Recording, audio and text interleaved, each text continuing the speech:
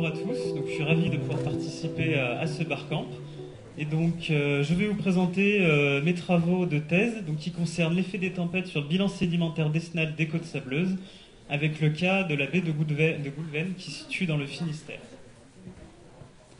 Alors tout d'abord, il faut savoir qu'à l'heure actuelle, environ 50% des côtes sableuses reculent en France. Et dans un contexte qui est de pénurie de sédiments à la côte, de changement climatique, en lien avec ça, d'augmentation du niveau marin, il devient primordial de comprendre comment évoluent ces systèmes. En effet, avec la très forte anthropisation que nous avons aujourd'hui, ces milieux sont fortement vulnérables. Donc tout d'abord, je vais vous poser une petite question. Sur essayer de me dire quels paramètres on pourrait prendre en considération pour évaluer la dynamique du milieu. Est-ce que quelqu'un a des idées? Comment vont évoluer ces plages? Quels vont être les différents paramètres?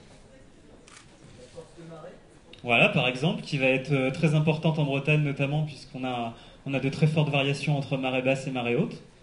Quel autre argument? L'urbanisation, l'influence humaine va beaucoup affecter les côtes, surtout au niveau actuel. Donc voilà, on a tout un tas de facteurs. Donc ici, je vous résume les principaux que j'aimerais en tout cas étudier.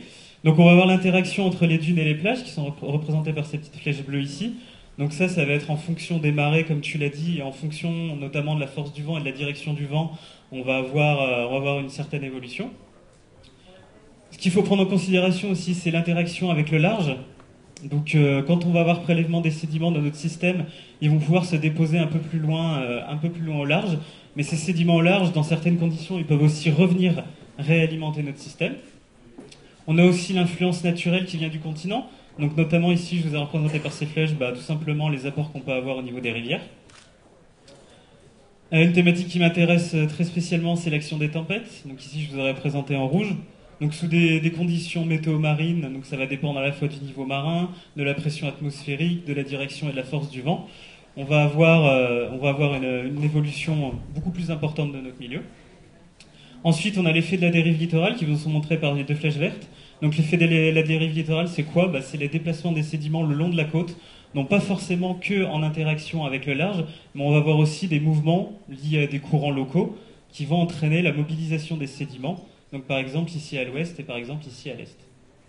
Enfin, il faut prendre en considération tout ce qui est anthropique, donc les différentes constructions de barrages qui vont aujourd'hui limiter les apports des rivières à notre côte, et ensuite tous les ouvrages de protection qui ont été faits plus ou moins à la va-vite, ou alors on a voulu protéger un certain endroit et du coup on a engendré un processus d'érosion dans un autre, qu'il faut vraiment prendre en considération.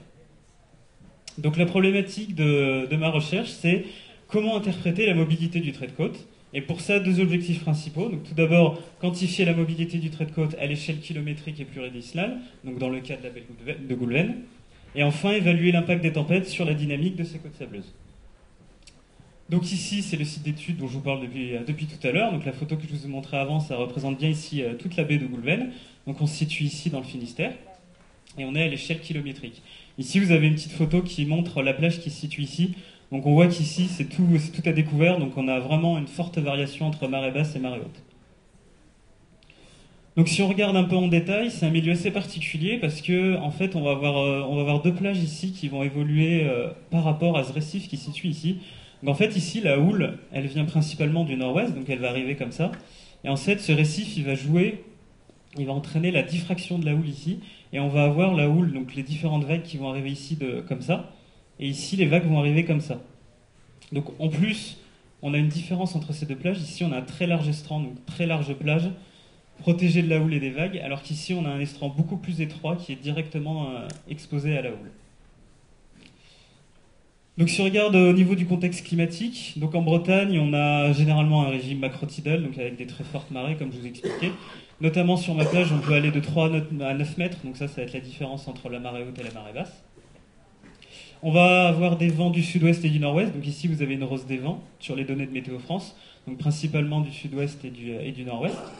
Et enfin, les tempêtes majeures qui m'intéressent, elles apparaissent généralement en hiver. Donc autre petite question, d'après vous, quelles sont les données que j'utilise pour étudier mon système? Il y a quelques indices plus ou moins faux qui sont autour de moi. Je vous laisse deviner qu'est-ce que je fais pour étudier ça. Est-ce que quelqu'un a une idée?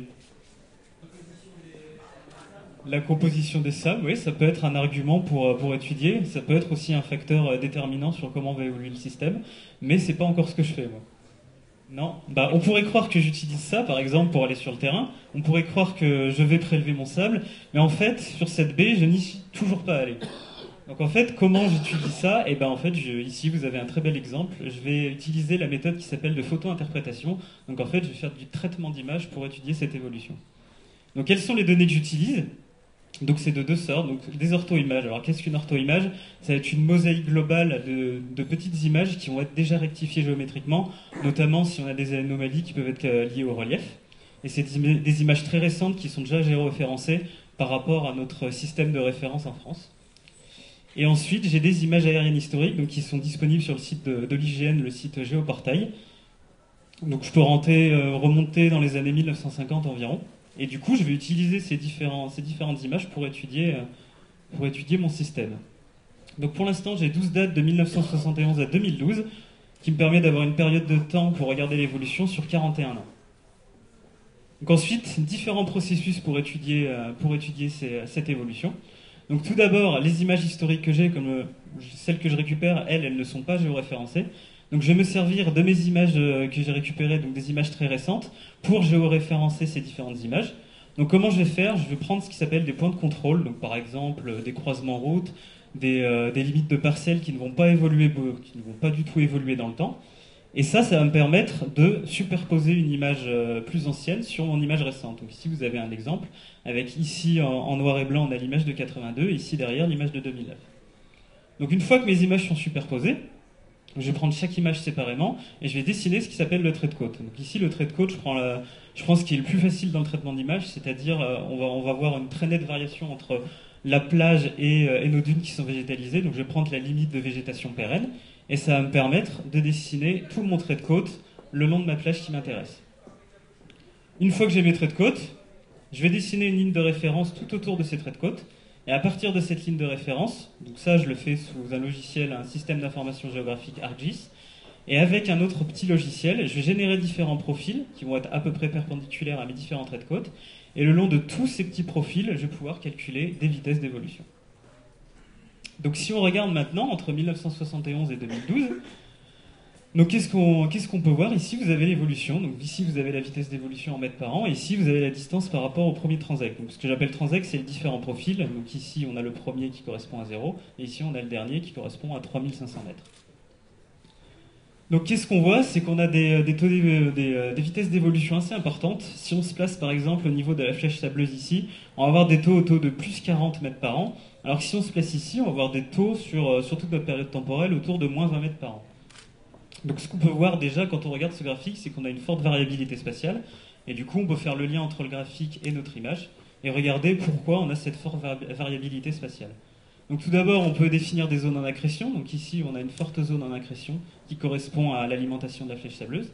Ici, un milieu un peu particulier, on a quelques taux en accrétion, mais on ne sait pas trop. Ensuite on a des zones très stables, où on voit que sur toute la période temporelle on reste vraiment autour de 0 ici. Pareil ici, on reste vraiment autour des vitesses d'évolution autour de 0.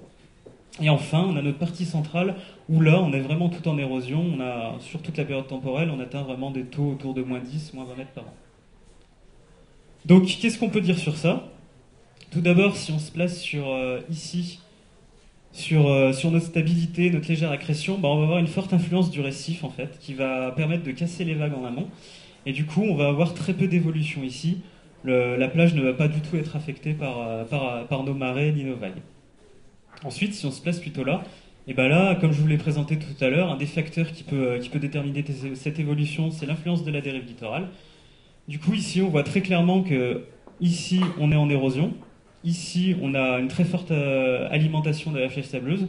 Donc, dans certaines conditions, on va avoir prélèvement de ces sables, et sous l'influence des courants très locaux, on va avoir de mobilisation de ces sables, et ils vont au fur et à mesure se déplacer ici pour alimenter notre flèche.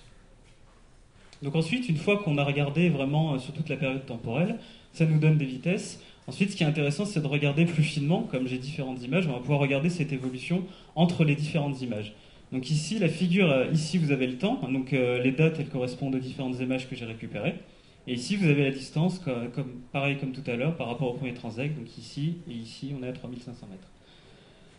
Donc qu'est-ce qu'on peut voir? Eh ben, on a aussi une forte variabilité à la fois spatiale mais aussi temporelle, c'est-à-dire que même si on se place sur un même endroit, on va avoir des variations entre on va avoir une période où on sera à peu près stable, ici on va avoir des taux en érosion, ici on va passer en accrétion. Donc c'est un milieu vraiment dynamique et on a vraiment une forte variabilité à la fois spatiale et temporelle, il faut bien le prendre en compte. Et ce qu'on regarde, si on regarde par exemple entre 87 et 90, on a l'évolution typique de notre dérive littorale, avec le centre qui est vraiment en érosion, et ici on a une très forte accrétion de notre flèche qui se situe là. Donc la dérive littorale a l'air de beaucoup se passer entre 87 et 90.